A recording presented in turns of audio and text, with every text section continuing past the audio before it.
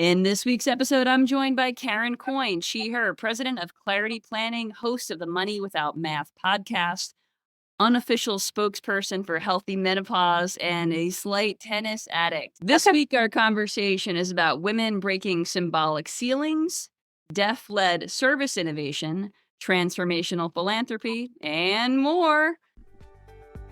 Hi there, my name is Bernadette Smith, and I'm a keynote speaker and writer. Welcome to 5 Things in 15 Minutes, where I bring good vibes to DEI. Listen, folks, there's plenty of bad news out there. This show is about the good stuff. Real progress, real stories and ideas that show you what's possible in making your work and life more inclusive, bringing you some proof of positive change. Karen, welcome to the show. Bernadette, thank you for having me. This is going to be so fun.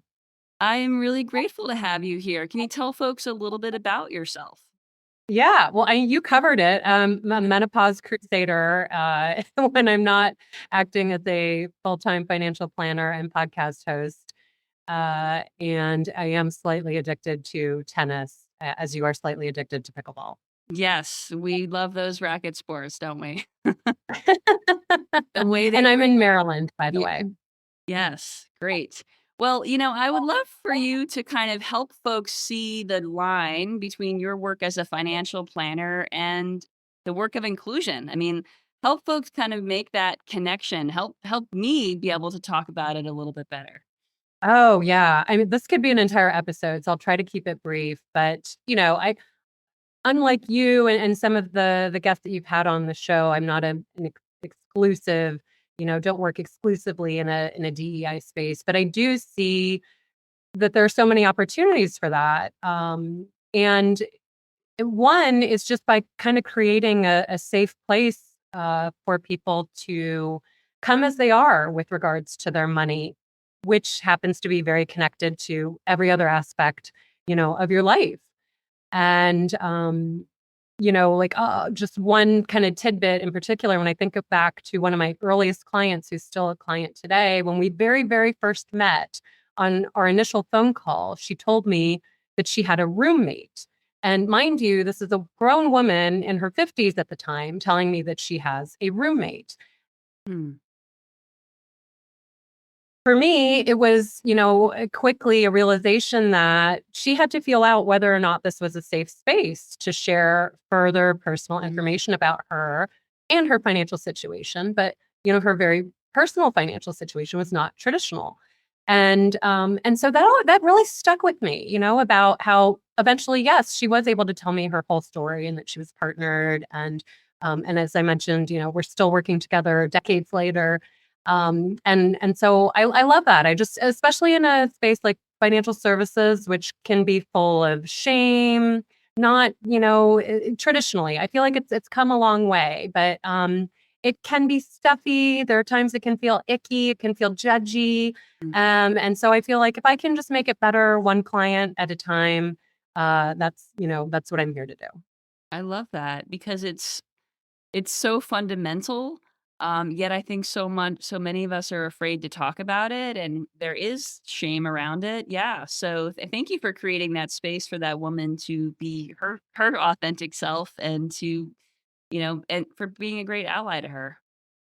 Yeah, thank you. Yes. And then, more formally, I serve on several advisory councils within my broker-dealer, my back office firm, on the Women's Advisory Council, where I've served for a number of years, and, as an ally to our Pride Council or Black financial advisors and our veterans groups, and just, fully to help support diversity and inclusion, because we live in a diverse world, and we will all be better for it when, we're able to work with people that we can relate to and be honest. And I think especially when it comes to something so deeply personal like your finances, it's really important to have someone, not just someone that has knowledge and expertise, but someone that you're going to feel comfortable calling the phone or picking up the phone or going to visit and being truly honest about maybe something that's very difficult. If you're not able to do those things, you're not going to get a good result. It's like the garbage in, garbage out. You have to, and so it's just foundational to have that trust and comfort with someone. And so again, I think a lot of that is connected to a more diverse workforce. Yeah, absolutely. And people have to feel like they can be themselves in order to trust you.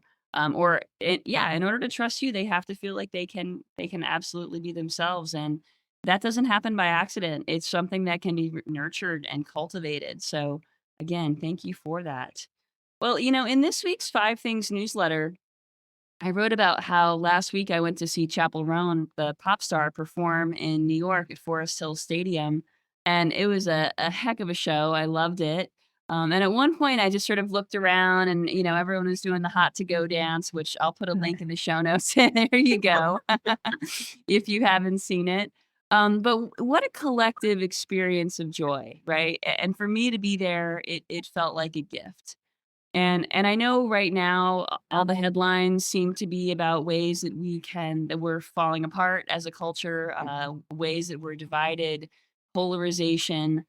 But I don't know about you, but I would much rather talk about the ways that we can come together, about Yes. ways we can find joy. And I know I that yeah, love that you're doing that. yeah, I mean, one of the ways that's pickleball has helped me, right, to overcome loneliness and to find a sense of belonging. And I think it can be built, right? I think it actually can be cultivated. So, how are you finding belonging these days, Karen? Oh my. Not,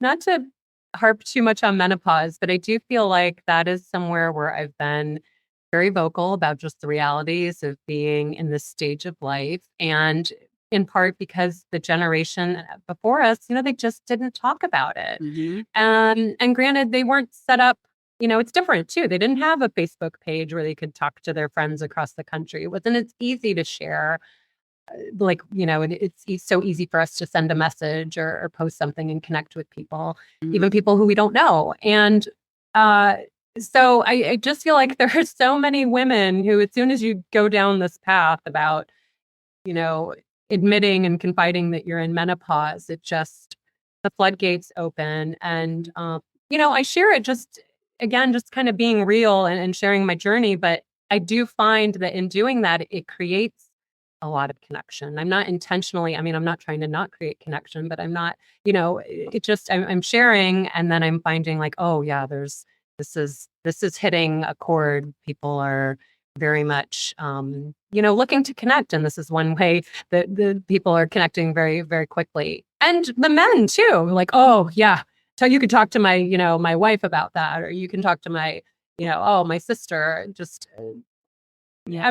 so many people can relate.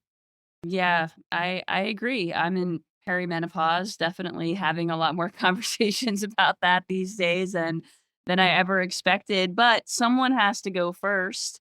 And it starts with a little bit of vulnerability, right? And I think vulnerability can invite connection. We're looking to connect, right? But someone has to go first. So Someone else. thank you for starting those conversations with folks. Yeah. Well, it's a very convenient, whenever anything isn't going right, I just love to blame menopause, and then that kicks it off. Sounds great. All right, well, let's move into this week's good vibes. The first story this week comes from Mexico, where Claudia Sheinbaum became the first woman ever to deliver Mexico's Grito de Dolores on Independence Day, breaking a 215-year precedent. She became the first woman to claim the balcony long reserved for male politicians. So this is sort of an annual tradition, and she's the first woman president, the first woman to take this role. And it's really significant because women leaders face disproportionate violence, online harassment, and barriers that keep them out of power. So, Mhm. significant news in Mexico. Yes. And when I saw your link, I went, Claudia Scheinbaum. Wait, did she send me the right link? This is for Mexico. So it turns out she's the first woman and the first person of Jewish heritage to Hmm. fill that role, which was really interesting. It is really interesting. And, I think that it's representation is so important, right? But I think it's also important to just kind of see the different layers of identity that people have. and kind of be aware of the additional things that folks with multiple marginalized identities have to go through in order to really get to that place, get to that pinnacle. So, she has a lot of marginalized identities that really should be celebrated in this. Mm. Something that I thought was interesting that that she helped bring forward was expanding daycare to factory workers in Juarez, I believe. And I thought, this is so great because this is something where it's okay, she's coming from a marginalized uh, community, but is she giving an unfavorable advantage to that community? Is this a zero sum situation where someone is benefiting, but someone someone else's rights are being taken away? And no, the answer is no. This is something that maybe someone else with a different lens on life might not have seen the need for, might not have felt like was as compelling. But, because of that background and that lens, she was able to help bring that forward and then benefit the community. Exactly. So I just think that's a great example of how, bringing that diverse lens can help. And it's not singling out any groups. It's actually making, a case for the greater good. Love it. Absolutely. And it is the greater good when we invest in those who need the most. It ultimately benefits all of us. All right. The second story this week comes from Dialogue Express Cafe in London, where every barista is deaf or hard of hearing, and every customer must order in British Sign Language. But there are touchscreen tutorials on little screens as you wait in line to order. I love this. It's not about accommodating folks. It's really about kind of resetting who holds the power. It's very cool. Oh my gosh, I loved this. I loved everything about this. And I thought it was so interesting too that your takeaway was about resetting the power. I was like, ooh, I like when I first read it, I didn't see it through that lens. I was thinking like, okay, here's a great crossroads where you have opportunities for people that might otherwise not have the opportunity. You have people able to experience something that they might otherwise never be able to experience. Hmm? Um, and then additionally, have you seen the movie Relay? No. It didn't, I'd never heard of it. I just happened upon it this weekend, actually, just watched it this weekend. And there's the name Relay refers to this deaf relay communication system that is real, that exists in the real world. And so there's kind of a nod to the deaf community, in the movie with that, which again, I think like through something like that, folks might not realize that this exists, that these technologies exist, and how you can communicate with someone who's maybe deaf or hard of hearing or has some other disabilities. But yes, I loved this story. How cool. Yeah. And, I think that it also kind of destigmatizes sign language, or not that it's got a big stigma, but it kind of normalizes it in a way. And I think that's significant as well. Hmm. All right, the third story this week comes from Mackenzie Scott, who just gifted $70 million to the UNCF, pooling support across 37 historically Black colleges and universities. So, unlike restrictive grants, this is an endowment, which is all about long term growth and long term equity. So, HBCU endowments are a fraction of predominantly white institutions. So, this is this is a huge, huge deal. Yes, again, great stuff. When I saw this last week, I thought, good for you, Mackenzie. These colleges are typically dealing with a smaller financial base to begin with. So it's going to take something significant to really help move the needle. And um, I, I love to see it because, we tend to give back to the things that we know. And so if you only have, I think I saw currently Blacks make up about 10% of college graduates, and Blacks and Hispanics have the lowest graduation rates. And so if you have that smaller pool, it's just again, how do you get to catch up? How do you get to catch up without some help? So Yeah. I thought this was great stuff. Well, and the cost of college is astronomical. And then we know that, affirmative action is no longer legal. And so this is really offering a leg up, because it financially, college is out of reach for so many folks who come from those traditionally marginalized backgrounds. Right, exactly. I mean, it's not, when you look behind why the graduation rates are lower, finances are a huge part of that. Mhm. Absolutely. All right, the fourth story comes from NASA, where for the first time, women outnumber men in the astronaut class, 6-4. This is a milestone in a field long dominated not only by men, but by masculine ideals. Now, I'll say women of color, disabled scientists, and LGBTQ are still drastically underrepresented. So there's still work to be done, especially around recruiting, training, and opportunity. But this is a real progress. How did it get here? Do you know? And when I saw that, I just went, wow, that's stunning. I will say it doesn't happen by accident. There has to be intention behind this, right? There's actually a novel that came out this year called Atmosphere by Taylor Jenkins Reid. It's a novel and it actually does address this. It's set in the space program and the protagonist is a woman astronaut. So, highly recommend that novel. But yeah, it's a great story. Hmm. Yeah, that was stunning. Incredible. The last story this week comes from Fishcast, which highlights how now this is something I never thought I'd be talking about in 5 things, Karen. So you never know where these stories are gonna come from. So thank you, by the way, to Karen Catlin, who sent this story to me. So this Fishcast highlights how the American Fisheries Society is embedding equity into conservation, which is a field historically dominated by white male voices. This initiative includes the Equal Opportunity Section, the Disabled Anglers programs, and scholarships designed to bring Indigenous, disabled, and underrepresented communities into fisheries science. Now, this really matters because fisheries policy determines who controls waterways, whose knowledge is valued, and which communities have food security and economic stability. So it's not just about fishing, it's about a lot of the stuff behind the scenes. Yes. Yes. And like you said, I mean,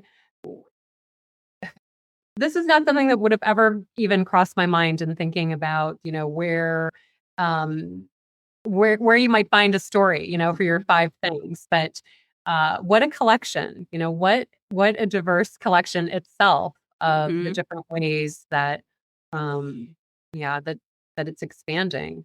Um, I loved in particular that that there are these scholarships that are helping um, bring more people into the field that might Yeah. not otherwise have the ability to do that.